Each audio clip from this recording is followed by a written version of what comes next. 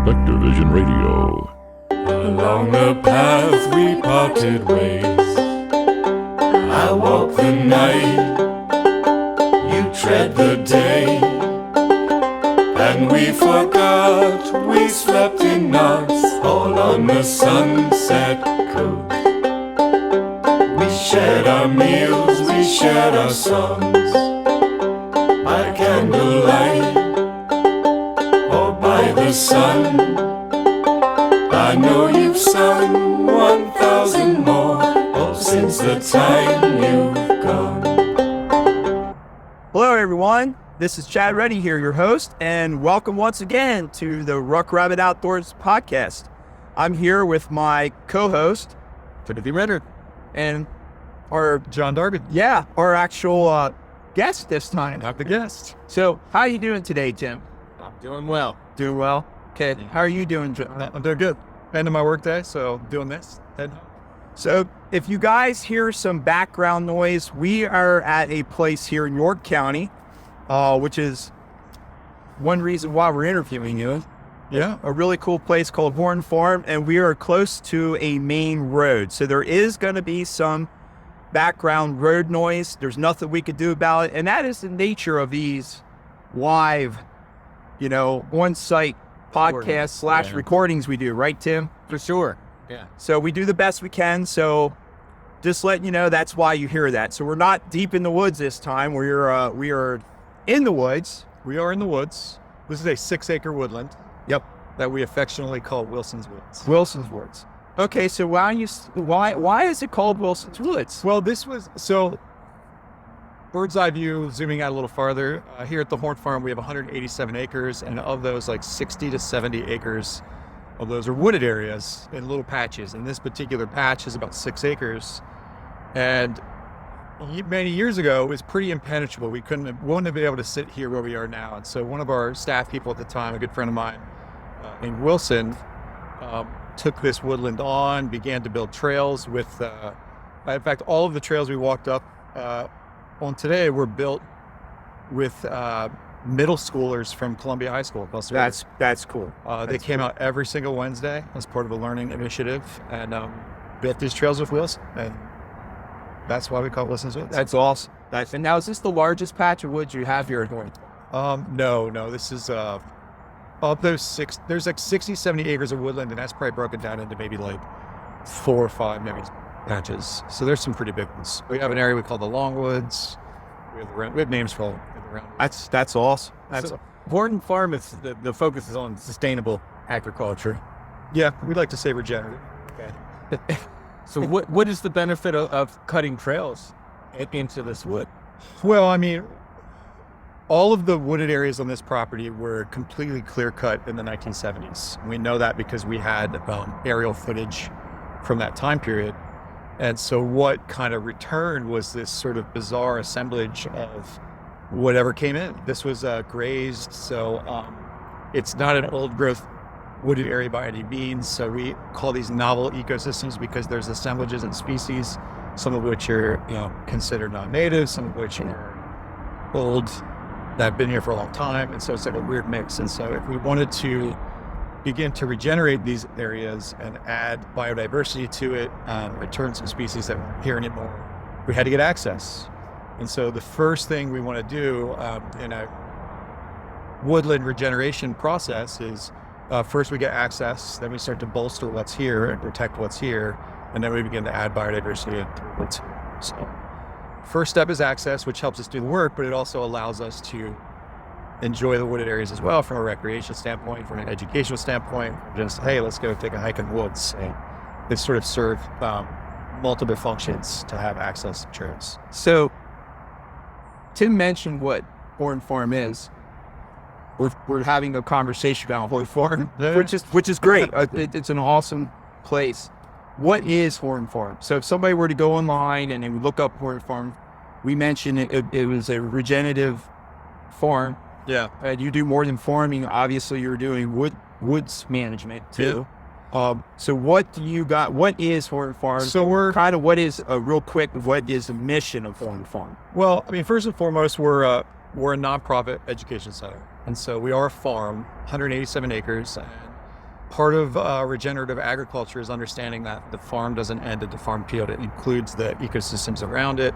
And there are lots of ecosystem services that the woodlands provide to a farm or growing system that aren't always super visible. So by fortifying and improving the wild spaces, it helps us do the growing work we're doing. But that growing that we're doing is actually in service to education. So I always like to say that our main mission is to put skills back in the hands of people and to reconnect people with the landscape in ways that are reciprocal, so that we are making the land healthier while we're making ourselves healthier. So that includes different types of growing and farming practices, but also foraging and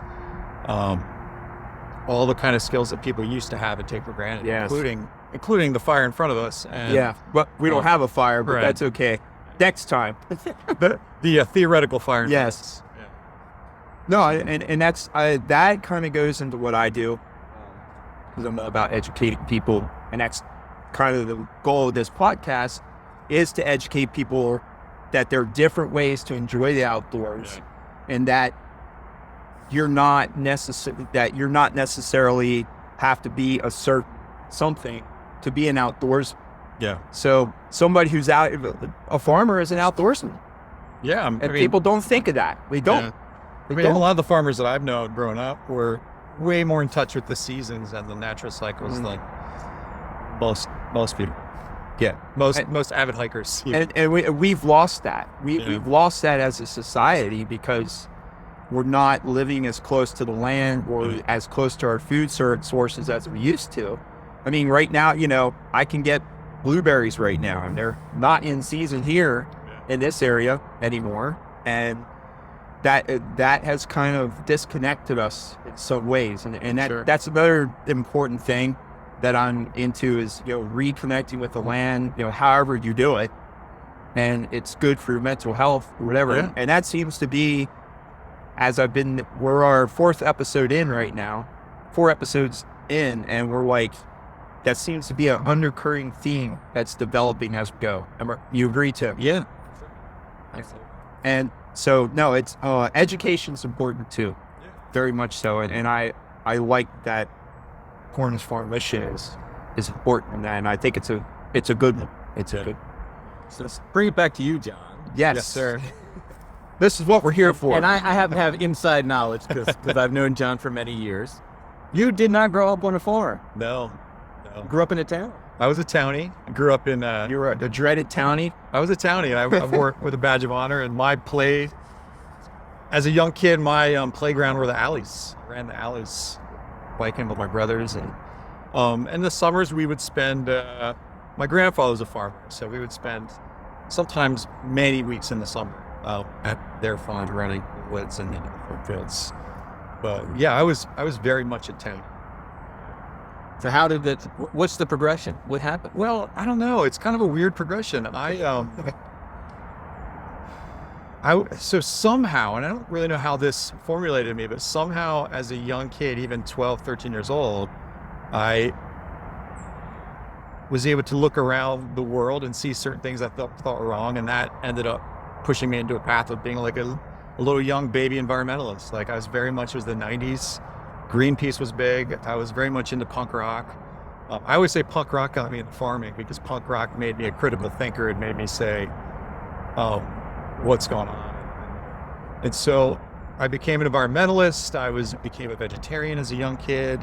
I was always into food. I wanted to be a chef when I was a child. That was what I wanted to be when I grew up. And so Christmas, I would get like cooking kits and box mixes and things. It was kind of silly, but so I've always been sort of obsessed with food in various ways. And so as a young vegetarian, I learned to cook because my parents were like, we're having meat and potatoes if that's what you want. If you don't want that, you got to forage for yourself. Yeah. So as a result, my older brother and I, who was also vegetarian, we ended up cooking for ourselves, and I became a cook. And so then I began getting really interested in like where our food comes from. And so that led me down the farming path. It led me down the foraging path. I wasn't a crust punk, but I had my moments where, I was really into like dumpster diving and finding stuff and finding marginal food sources, which led me to foraging. The path from punk rock to farmer, someone outside of that, it seems like what is happening. Yeah. But if you were in that there was a sense of justice and righteousness and just the golden rule, I think, in the American hardcore punk scene. Oh yeah. That whether you stayed with the music or moved on, I think a lot of people put that and it here. So to me, if someone is like similar, I mean, I grew up on a farm, but I felt punk rock. Because so similar pair. Yeah. But it makes sense to me. It's like, oh yeah, that makes sense. Yeah. I mean, But for from me, an it outside seems, view, it's kind of like, what? well, even now, like if I had gone back to the 15-year-old me and said, "Hey, guess what, buddy? You're going to be a farmer one day," he would have laughed at me. No chance. But made his way there. And it was for me very much like, because I was into punk and I was looking at everything critically and I was educating myself about politics and the world, and I really came to the understanding that a large number of the issues in this world are directly related to how we feed ourselves. And so I felt like, the whole industrial farming system, polluting our rivers and everything else. And so I felt like if farming is a huge part of the problem, then I need to become a farmer to fix it from inside. And so DIY. I very much, in fact, when I started my own farm, I worked on another farm, I learned a lot, and I started my own farm somewhere around 2010, and I ran my own farm for about 5 years. And because of the program I was engaged in to do this farm, I had to write a business plan. I had the hardest time with that. And then it clicked one day that I didn't need to write a business plan, I needed to write a manifesto. Oh, and wow. so my original business plan for my farm was in a manifesto format. And I even included like spiritual advisors, people that were inspiring me that were no longer alive. And so where a normal business plan, you might list your staff. And I was listing spiritual advisors, including my grandfather, who was it was fun. I recently came across my old farm manifesto. I read this, and it was kind of... So you basically went from punk rocker to punk farmer. Kind of. I mean, I'm also somebody who, even now and then, I had this like aversion to labels. Right. So I never would have stood up and said, "I'm a punk farmer," you know. No, But kind of, yeah. Yeah, I definitely had that sort of. And that's what this podcast is about, is aversion to labels. Yeah. I guess this is a punk outdoors podcast in a way, because I get tired of labels, and I dislike it very much. Yeah, I spent my youth very much obsessed with labels, like, because I needed a place to belong. And so I was vegan, I was straight edge, I was art, I was this, that, I think we all go through that phase. Yeah, I think as I matured, I was like, man, I really, no thanks. Right. It doesn't serve me to have these labels. Yeah. People put an adjective in front of folk for my band, I bristle. Like, just quote. Yeah. It's just folk. We don't need another. We don't need to be so whatever, psychedelic or whatever they trying to label stone bread. That's crazy. Yeah, that's all crazy. I worked hard to be folk music. So it's not really a left turn, but a curve in the path. You were a kayaking instructor, so Yeah. for how back now? Well, how did that happen? So that's actually a fun story. So I've always enjoyed the outdoors, and at some point, I was on a trip to the beach with my family, and Aaron and I, my wife, you met me. So Aaron and I decided to leave the kids with my mom and go on a kayaking trip. We were in North Carolina, and we decided to go kayaking on the Alligator River. And Were there a lot of alligators? There were. So it was named It was named that because there were alligators. We were instructed not to dip our hands in the water, but I mean, these were North Carolina alligators. They're like 5 foot long. They're not the big Florida gators. Anyhow, sorry. So that was cool. And then the following summer, we went to Chincoteague, and we kayaked with a guide on a tour. And my brothers came along and their wives. And so it was like a little family kayaking excursion. We had a tour guide. And so we're in the Chincoteague Bay and kayaking along. And I look over my shoulder and there's just black sky heading towards us. And a storm blew through so fast that the water turned chaotic. Wow. My one brother got blown across the bay into the marsh.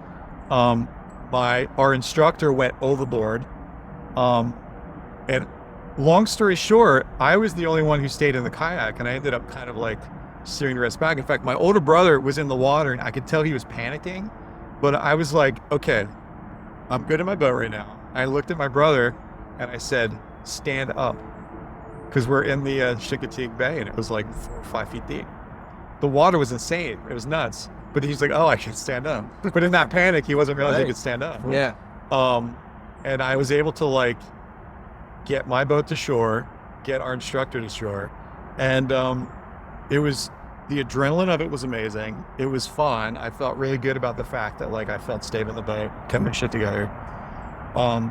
Flash forward a few months later, we came back home, and Shanks Mare, which was an outdoor store just outside of Wrightsville here, they closed up after 37 years. But I was at a kayaking tour with them, and while we're on the tour, I paddled up next to the owner, Steve, and I said, hey, Steve, how would you go about becoming a kayak instructor or a guide?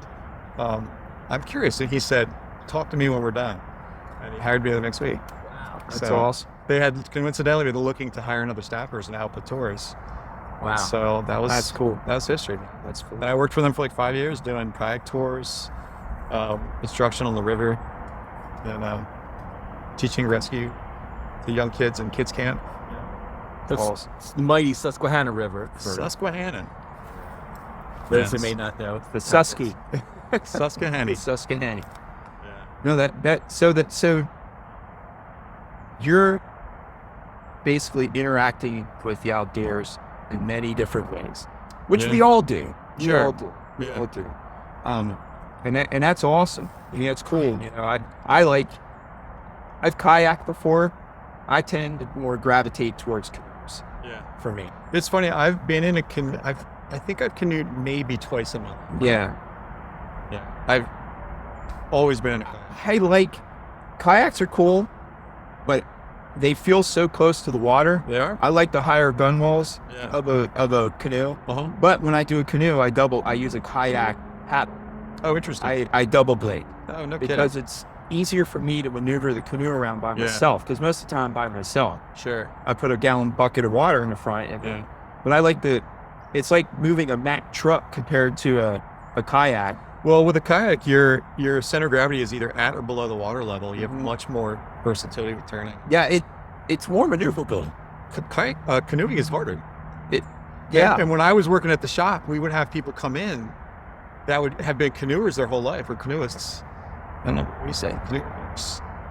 I don't know. A canoodler. They were a canoeist. So these guys were. I don't know the proper term. Or say a guy who likes to use a canoe. Let's just say we're that. gonna say- Someone will comment. Yeah, we're gonna say canoodlers. So they were canoodling their whole lives, and they were like, "I've always wanted to try kayaking, but I'm nervous about it." Yeah. And when I try to explain to them that, like, that's harder. If you can canoe, kayaking is a breeze. The reason I use double blade is not only is it more maneuverable, but there's a gentleman who is very much, and we're going to be doing a multi-series podcast with this guy. It's Neswan. And he did a lot, and he was obsessed with making super light canoes. Okay. We're talking late 1800s up in the Adirondacks, because they had these giant boats, you know, that the guy just sure. And he was only 5 foot something, 5'6", 5'7". And he had multiple canoes made. Most famous one was the Surrey Gap, and he double bladed. Now he carried a single blade for when you get up into the creeks, but he double blade. Okay. So I tried it. I'm like, oh my god, it's just so much easier than single blade. You don't have. It seems this. so much more work to have to like switch sides. It is, and I can maneuver the canoe so much better with that. You know, and I use a 17-foot old town camper. Yeah. And I throw my gear in the front, you know, and that's why I like a canoe, because you can carry so much more gear. Sure. You know, and it fits what I do better. But I still do enjoy kayak. I like both, to be honest. Yeah.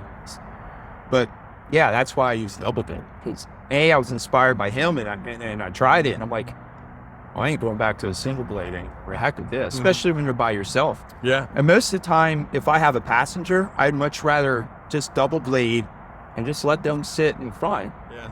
and enjoy the So trip. what kind of paddle you have? Oh, just the cheap Okay. metal plastic bones. That's I don't good. have any with fancy stuff yet. I'm getting there. I have it up to my paddle game. Yeah. So I have to, whatever came with, the Cantmore ones. Sure, with the sure. plastic, but it works. Cool. It works. I forget the length. I got to get a longer one, but they actually do make, I think, bending branches. Huh? Actually does make canoe paddles. Double Yeah, canoe they do. paddles. They do. So I do want to get one of those really Yes. nice ones. It's just, Yeah, they make nice paddles. it's the investment. I'm not quite there. with We the used to always investment tell yet. people when they're shopping for kayaks that if you have to put money somewhere, put it in the paddle. Because that's your engine.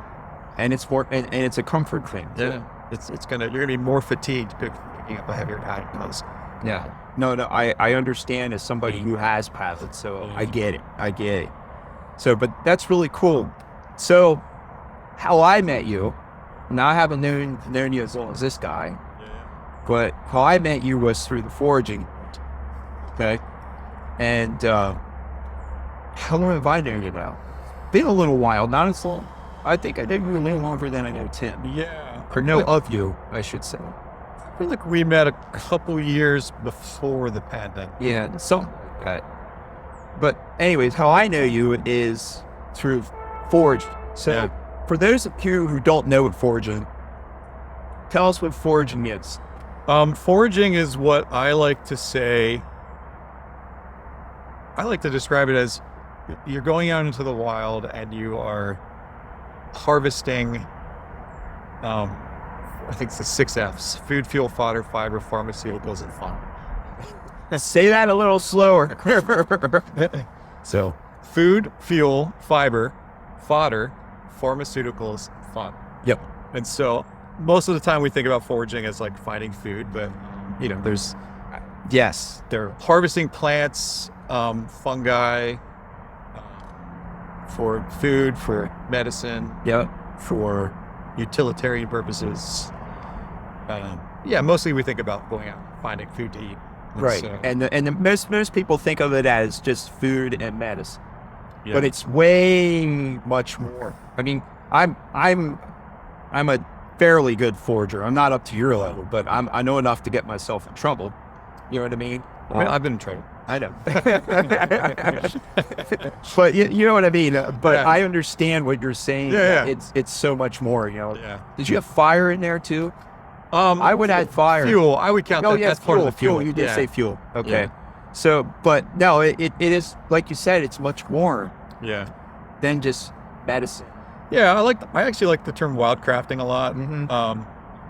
There's different terms, but like it's back to getting really acclimated with place. Like, this is my home. This is the place where I rest my head. What can I offer this place, and what can it offer me in return? Yeah, It's about relationship. exactly. And it's not like, for me, I teach classes, and one of the common questions I get all the time for any plant is, what can I use that for? And I always tell people, like, Yes. if Tim introduced me to Chad and I said, what can I use him for? What kind of relationship is that? That's like a really terrible way to engage with anything. It is. And so it's not about A lot of what can people I have use asked that him plant that, though. for. It's how can I get to know that plant and have it be a part of my life in various ways. And many times that is understanding if that plant has challenges, if there's not a lot in the area, if it's not endangered, but if it's a threatened or a rare species, like, well, my job is to get to know that plant, but also steward that plant and make sure that there's more of it. And so it's more than just like going out and finding something and taking it. It shouldn't be extractive. It should be a reciprocal relationship where we're getting to know what's around us and in all its attributes. So, I agree. When I would teach foraging, one thing I would tell people is get to know that. I would say pick one plant, and this is how I approach it. I usually pick one plant every 6 months or maybe every year and try and learn a new plant and learn that plant throughout its entire life cycle. yeah. Because different times, the energy in that plant, because really that's what makes the plant do what it does, whether it's medicinal or food-wise, it's energy. And the energy in that plant is moved around at different times, depending on the seasons. And plus the plant changes as it grows, as it as it grows. Plus also it might look differently in one environment versus another. And each individual, like everybody gets the manuals and you look at it, well, most of the time in those pictures, that's when the plant looks its best. Yeah. You should try and learn the plant throughout its whole year cycle, because I tell people too, like, those guides are great. They give you like, it gets you started. Here's a photo. Here are the various characteristics that make this plant what it is. But that's such a like linear way of seeing something, and it's not how we actually engage in the world. No, And it's not. It's not. I've kind of come to the realization in the last several years, and this is what I now teach, is that plant identification is not academic, it's experiential. Yes. And so it's experiential. And just like if this is the first day I ever met you, I might say, oh, I met Tim today. Seems like a nice guy. He might be into this or that. But I don't know you yet. Like we have to encounter someone many times before we can really say, oh, I fully understand you and I know you. And if we're going to be engaging with plants in that way in our lives, we have to understand them and know them. And that's not something you're going to do by looking at a guide and say, well, it has opposite leaves, it has a square stem. It's more than that. And knowing it at different stages of its life as it grows. And knowing that this plant is edible, but what part of the plant is edible, and how is it edible? Do I have to cook it? Do I not have to cook it? What stage of growth is that plant edible? Like it's a fairly complex thing. It is. And it takes the experience of doing it over and over again and getting to know things over time. Hey, go ahead. I'm sorry. During the pandemic, we worked on a little farm at your place, or several families, like 4 or 5 families. And one day, I said something to you about invasive species. You said something to me in return that changed my whole way of thinking. I love this too. And I think it's worthy to mention. What did I tell you? You pointed to me and you said, Tim, you are an invasive species. Yeah. I used to want to make a shirt that says I'm an invasive species. And it's a stunning way to readjust. And I've used that line on several people since. About various things. Plants, insects. And you can tell it's one of these things, but we will but we are. Yeah. I mean, it's a very complex thing, but if you look at sort of the stereotypical definition of invasive species, like we meet the criteria. And now when you say we, are you talking about Europeans? Anybody of European extraction, or are you talking about human beings in general? Where you draw the line, right? Yeah, where do you draw? I mean, primarily I say that when I'm referring to like industrial peoples. Like post-tribal, industrial, modern humans. But the thing is, like, it's all very complex. It's like very, very, very. And it's hard because most people have at their core a desire to do the right thing. Right. And so they are taught natives good, non-natives bad, invasive species are bad. We have to eradicate them, we have to kill them. And it hits you right in the psychology where it's like, oh, I want to do the right thing. Well, of course, if that's bad, we have to get rid of it. But it's not that black and white. It's not. We live in an environment where the landscape has changed drastically. And what we're seeing now that we call invasive species, most of them are disturbance adapted species that can grow really well in damaged, polluted soil, in poor environments, which is what we've created with our industrial lifeway. Yes. And we may look longingly at these native species that are no longer here, but they're not here because they can't handle the environment that we create. And so the truth is, when that happens, the earth heals itself. It's all it knows how to do. And so it's ecological succession. It's 4th grade science class that most of us forget after 6th grade. But most of the things that we refer to as invasive species are good at handling disturbed environments. They're good at creating biomass, repairing soil, putting carbon back in the ground.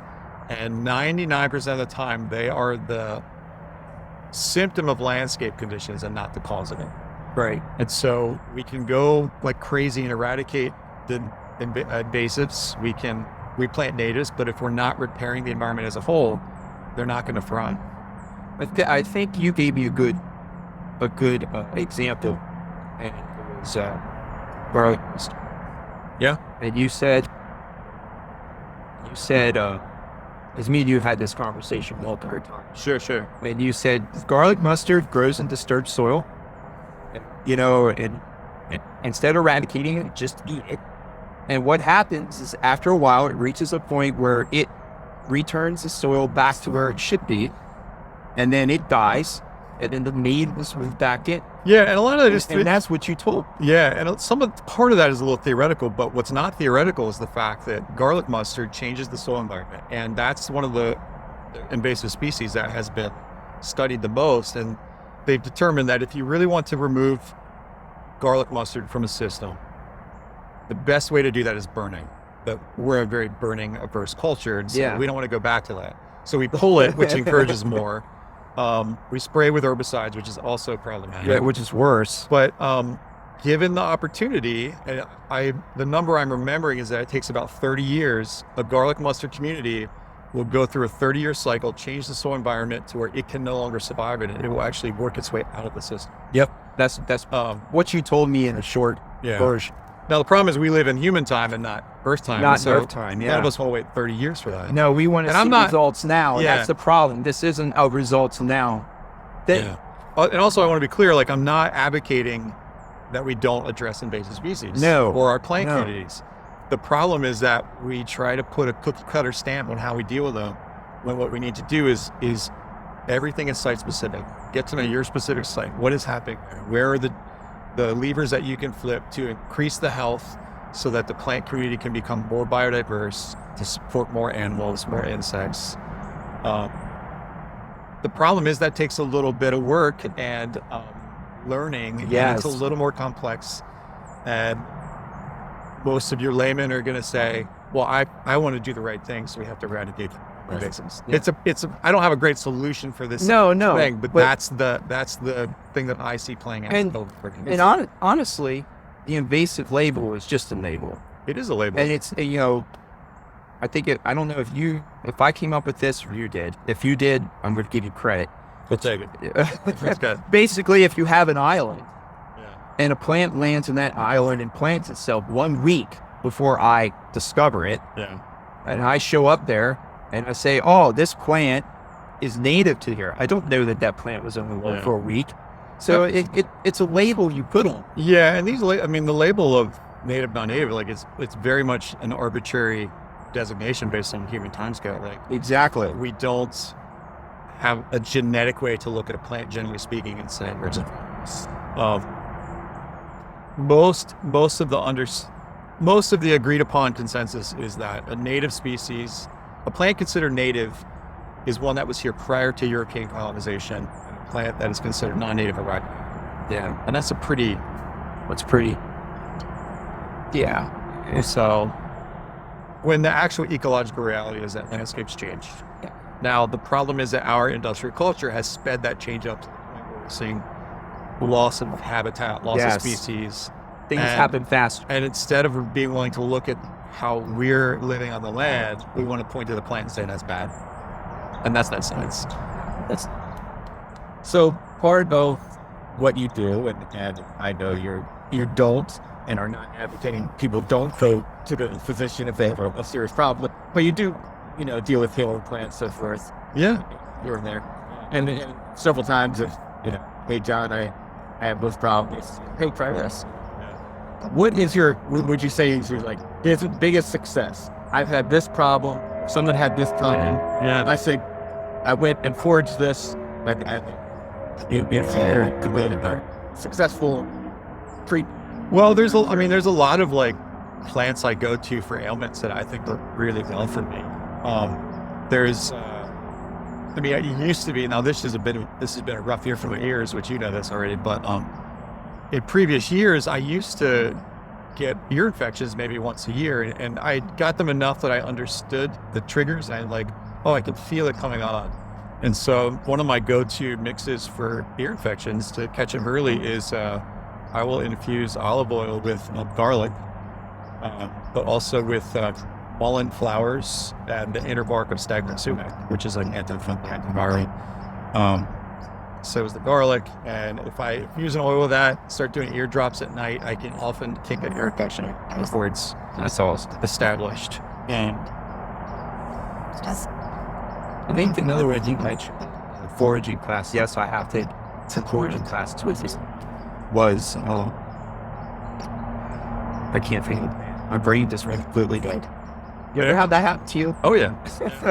I have the problem sometimes Your where back. You would have the nettles. nettles. Yeah, You would have yeah. stinging nettles. That was the plan. You said you would have back pain. You would have stinging Yeah, nettles. nettles is amazing. I've been Yeah, it using works awesome. I have been having wrist issues. I've been using it. So, stinging nettles, Otica dioica has stinging hairs on the underside of the leaves in the stem. And they're not really hairs. They're technically, botanically speaking, called a trichome. They function as a Little hypodermic needle. And they actually inject phytochemicals into you that has folic acid. It can provide a histamine response. It triggers your body to send energy there. And even though it stings and feels uncomfortable, it's highly anti-inflammatory. So joint pains, arthritis, which I have. I used to wear gloves when I'd harvest nettles. Now I do it barehanded because it stings. My hands itch like crazy. And the next day my hands feel 10 years young. Wow. And it's phenomenal. I've used it on my back, my elbow. Yeah, I'm that using was it on my the one you wrist right mentioned now. Who's your back? Yeah, it's a constant go-to. I taught an entire class on nettles months ago and talked through that story. And there was someone in my class who's been dealing with really bad arthritis in the hands. So I don't tell them in the class they should just stick their hands and get stomped, but I'm like, this is what I do. You're welcome to do it. I mean, just whatever. And so I look over and he's got his hands like rubbing through. And he's like, and then like, this was a 4-hour class. But an hour and a half later, he's like, he was so excited. He's like, oh my God, my hands, they feel good. I'm like, yeah, like plant medicine works. I mean, you have to understand it and everybody's different. Yes. And I'm not anti-pharmaceutical. Like I have massive appreciation for antibiotics when they're used appropriately and when you need them. But plants are my first go-to because they're here. It's our original medicine, and my body responds well to it. It's also free. Yeah. Yeah. It's here. It's free. Yeah. Why not try it? Yeah. The worst you can do is make it worse. Yeah. I mean, as long as whether you're using plant medicine or eating the plants, like, it's really important to understand what you're working with. Yes. No positive ID. No, that it's harvested in a safe, clean area. All the usual precautions, but if we're mindful and intentional and careful, accidents don't really happen. Yes.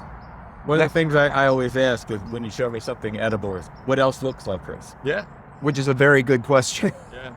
You know, sometimes it's just not much, you're fine. And other times, it's like, well, you gotta be careful with. Yeah, and sometimes there are plants that don't really look alike, but to the new eyes, people that are just getting started, they look very similar. I can remember a couple of specific plants that when I started foraging 30 years ago, I couldn't tell them apart. And thinking back on them, I'm like, I didn't look anything alike.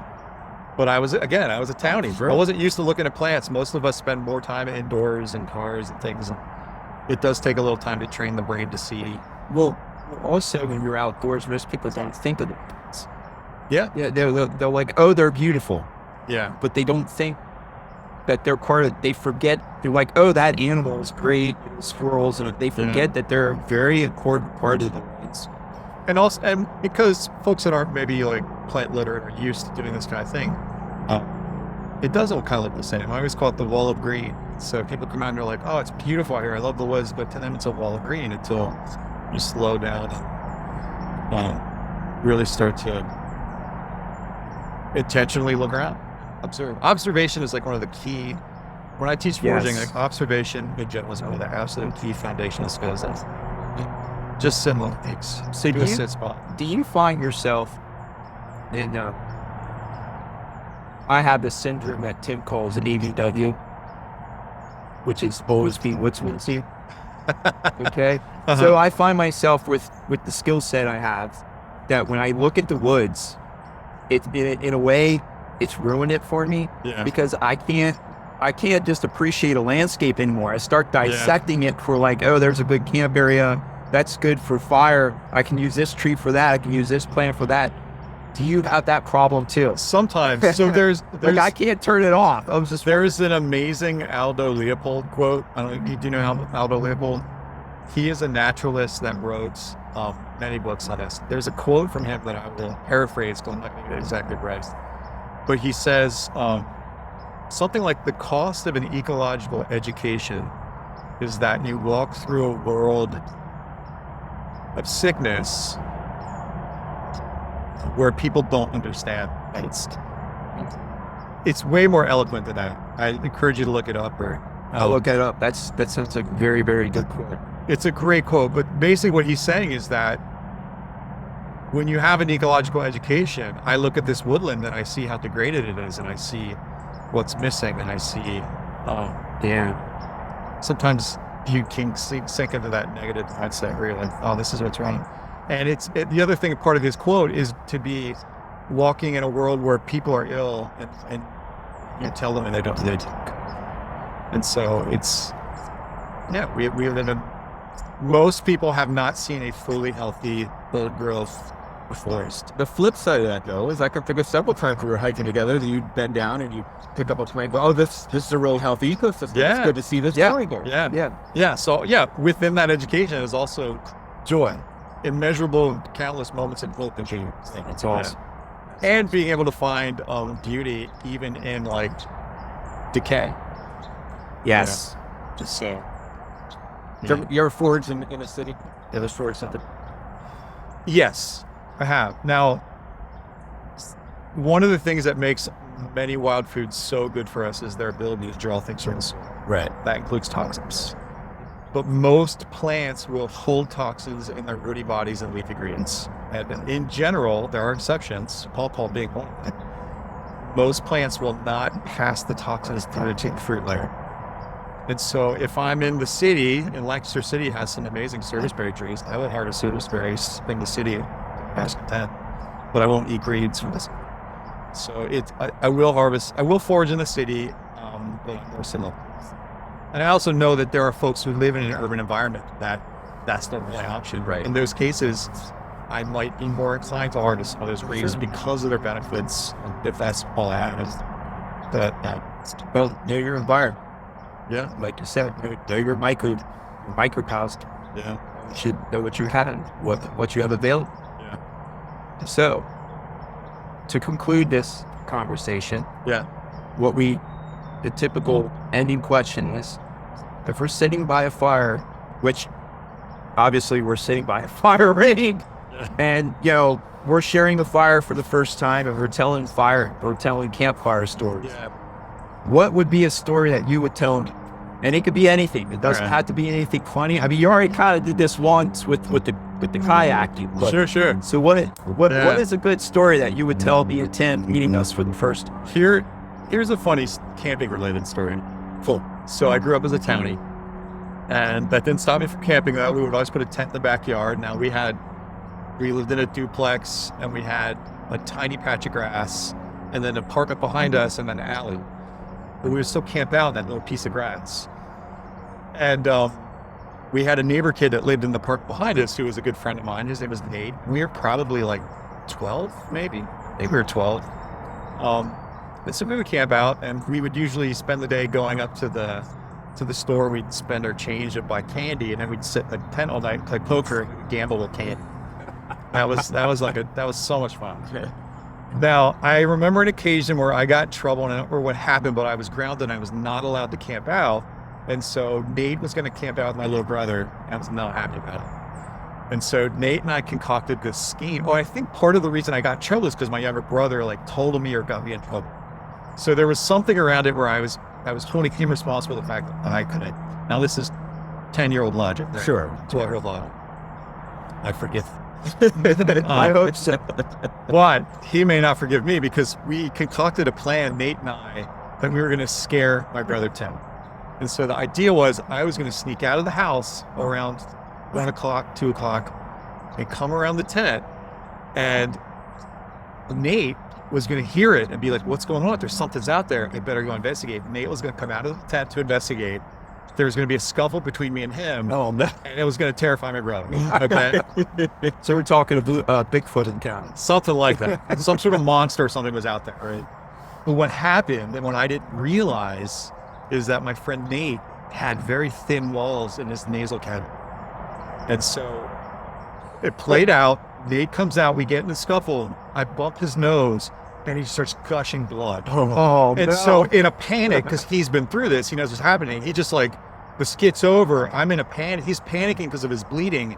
Dives back into the tent to get paper towels or something. What my brother sees is him diving back into the tent covered in blood. Oh, no. My brother just starts screaming. And at that point, I'm like, oh, man.